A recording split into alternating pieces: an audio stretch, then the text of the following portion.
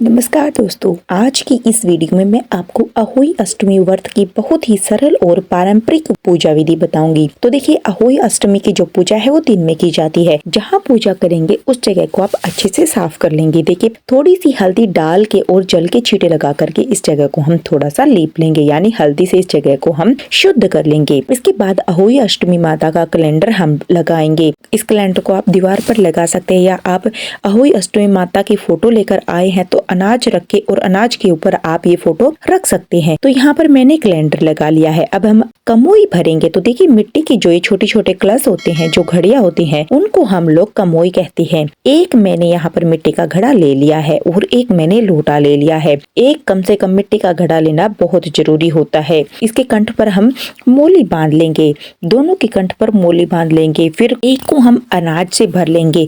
जो घड़े है उसका साइज आप अपनी इच्छा से छोटा बड़ा ले सकते हैं। अनाज भी आप कोई भी ले सकते हैं, गेहूं, चावल, बाजरा, कोई भी अनाज आप ले सकते हैं। तो मैंने गेहूं भर लिया है। एक कलश को दूसरा कलश है, इसमें हम जल भर लेंगे। शुद्ध जल लेना है, तो जल से कंठ तक इसको हम भर लेंगे। अब देखिए, अहोई माता के सीधे हाथ की तरफ, यानी जो पूजा कर रहा है ना, उसके में हम अपने लेफ्ट हैंड की तरफ ये दोनों कलश रखेंगे। तो कलश को ऊपर नीचे दो गढ़ के रूप में हमें रखना है। तो यहाँ पर दोनों कलश यानी कमोई हमने रख दी है। इसके बाद देखिए, शाऊ माता की जो माला है वो आप कलश को पहना दीजिएगा। अगर आपके पास यह माला है तो आप जरूर पहनाए। पूजा के बाद आप इस माला को पहन भी सकते हैं, या फिर आप कलश को भी पहना कर रख सकते हैं। अगर माला नहीं है तो कोई बात नहीं, बगैर इस माला के भी आप पूजा कर सकते हैं। देखिए, आपको लग रहा है कि कलश हिल रहे हैं, तो उनके नीचे आप कोई भी मिट्टी का दिया या फिर कोई भी चीज आप रख सकते हैं। इसके बाद हम अनाज रख देंगे।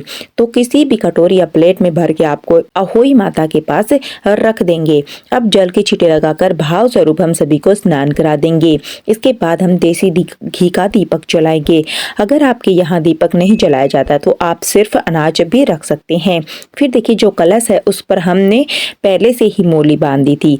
अब हम अहोई माता और गणेश भगवान जी को दोनों को वस्त्र के रूप में मोली समर्पित कर देंगे। गणेश जी का जो फोटो है वह भी कैलेंडर में ही मिल जाएगा, तो आप यहीं पर गणेश जी का पूजन कर सकते हैं। अगर आप यहाँ ना करने चाहें तो आप अलग से भी इनको विराजमान कर सकते हैं। आप देख लीजिएगा, जो कैलेंडर है गणेश जी आपको जरूर मिलेंगे, तो गणेश जी का पूजन भी हम वहीं पर कर लेंगे।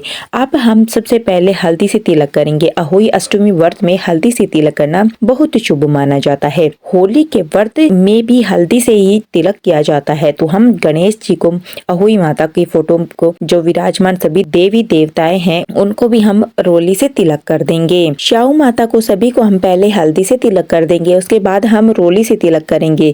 तो जो कलश है उस पर भी हम तिलक कर देंगे, साथ ही हम स्वास्तिक भी बना देंगे। इस तरह से तिलक करेंगे। फिर हम तिलक अक्षत यानी चावल समर्पित कर देंगे। उसके बाद में हम भोग में पूरी, हलवा, आपके यहाँ पर जो भी पकवान बनाया जाता है आप वह भोग में समर्पित कर देंगे।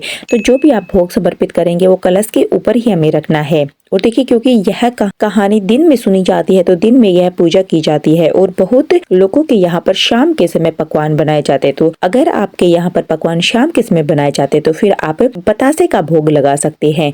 तो यहाँ पर पतासे का भोग समर्पित करना बहुत शुभ होता है। पतासे का भोग आप समर्पित कर दीजिएगा। कोई भी ऋतुफल आप समर्पित कर सकते हैं। देखिए, हरा ऋतुफल हो तो बहुत अच्छी बात है, नहीं तो आप ऋतुफल जो भी आपको मिल जाए वह आप समर्पित कर दीजिएगा। तो हमने सिंगाड़े समर्पित कर दिए हैं। अब हमें बायने के लिए वस्त्र लेने हैं। तो आप साड़ी या सूट ले सकते हैं। जो भी आपकी सासू माँ जी है उनके लिए आपको बायना निकालना होता है। जो भी वो कपड़े पहनते हैं, वो सूट पहनते हैं तो सूट ले लीजिएगा, साड़ी पहनते हैं तो साड़ी उनको समर्पित कर दीजिएगा। इसके साथ में हम एक लोटा जल समर्पित करेंगे, यथासंभव दक्षिणा समर्पित कर देंगे। फिर हमें अहोई अष्टमी माता की कथा सुननी होती है।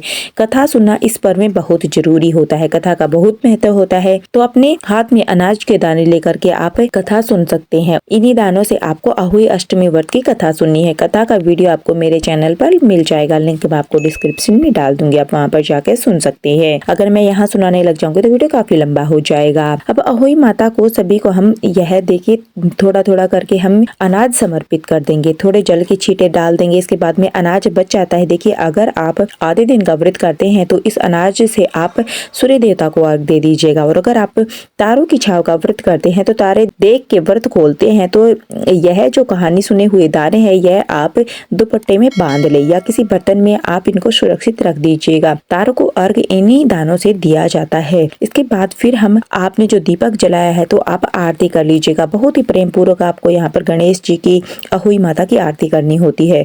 आरती ना आए तो आप 5 बार इस तरह से दिए को घुमाना भी आरती का स्वरूप माना जाता है। तो बहुत ही प्रेम पूर्वक हम आरती उतार लेंगे। आरती उतारने के बाद में हम हाथ जोड़कर अहोई माता से अपनी संतान की लंबी उम्र की प्रार्थना करेंगे और इस तरह से हम पूजा कर लेते हैं। पूजा करने के बाद में अपने हाथ में थोड़ा सा जल लेंगे और जो साड़ी या सूट जो भी चढ़ाया है उसके ऊपर से 2 बार ऐसे हम जल को वार देते हैं और फिर हम हाथ जोड़ लेते हैं।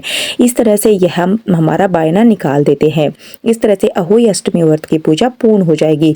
पूजा के बाद क्योंकि दिन में हम यह पूजा करते हैं इसलिए 1 लोटा जल हम सूर्य देवता को अर्घ दे देते हैं। तो ये जो लोटा है यह हम सूर्य देवता को अर्घ दे देंगे और जो भी हमने बायने के रूप में जो चीजें चढ़ाई हैं, साड़ी या सूट जो हमने चढ़ाया है और जो खाने का जो सामान दक्षिणा चढ़ाई, ये सारी चीजें हम अपनी सासू माँ को दे देते हैं। आप यह चीजें अपनी सासू माँ को दे सकते हैं। आपकी सासू माँ जी नहीं है तो आप ये सारी चीजें अपनी ननद को या फिर जेठानी को भी दे सकते हैं। अगर आपकी सासू माँ आपसे दूर रहती है तो आप कपड़े और खाने का सामान, नाम के पैसे भी आप निकाल दीजिएगा। जब भी आपकी सासू माँ जी मिलेंगे तब आप उनको दे दीजिएगा। इस तरह से हम बायना निकालते हैं। इसके बाद में देखिए जो कमोई हमने रखी है यानी जो कलश की 2 गढ़ हमने रखी है उसके ऊपर जो फल रखे हैं वो आप उठा के बच्चों को दे सकते हैं। आपको जो चीजें लगे कि यह खराब हो जाएगी उसको उठा करके आप बच्चों को दे सकते हैं। बाकी बतासे, मिठाई, कोई भी मिठाई आप यहाँ पर जरूर रखिएगा। इसको खाली नहीं करते हैं और यह कलश उठाने का समय भी अलग अलग होता है। किसी के यहाँ छोटी दिवाली के दिन, किसी के यहाँ बड़ी दिवाली के दिन, किसी के यहाँ गोवर्धन के दिन, किसी के यहाँ पर भाई दूज के दिन ये कलश उठाया जाता है। आपको यहाँ पर जब भी कलश उठाया जाता है वैसे ही रिवाज के अकॉर्डिंग आप भी उठा लीजिएगा। इस कलश में आप अनाज है उस कलश को आप दान कर देते हैं। तो जिस कलश में जल है इस जल के छींटे पूरे घर में लगाकर फिर बच्चों को इस जल में स्नान करा देते हैं। या फिर आप गाय का जो खूंटा होता है उसमें भी ये सारा जल सींच सकते हैं। अगर आपके पास गाय का खूंटा नहीं है तो आप घर में छोटे बच्चे नहीं है तो आप जल फिर किसी पौधे में सींच सकते हैं। तो यह जो 2 गढ़ है यह कलश हमें अभी नहीं उठानी है, यह कलश भी यही रखे रहेंगे। फ्रेंड्स, इस तरह से अहोई अष्टमी का व्रत पूजन किया जाता है। आपको ये पूजा विधि कैसी लगी कमेंट में जरूर बताना। और अगर यह वीडियो आपको पसंद आया हो, वीडियो आपके लिए थोड़ा बहुत यूजफुल रहा है तो प्लीज़ वीडियो को लाइक कीजिएगा और चैनल को सब्सक्राइब करना नहीं भूलिएगा और कमेंट बॉक्स में जय अहोई माता जरूर लिखें।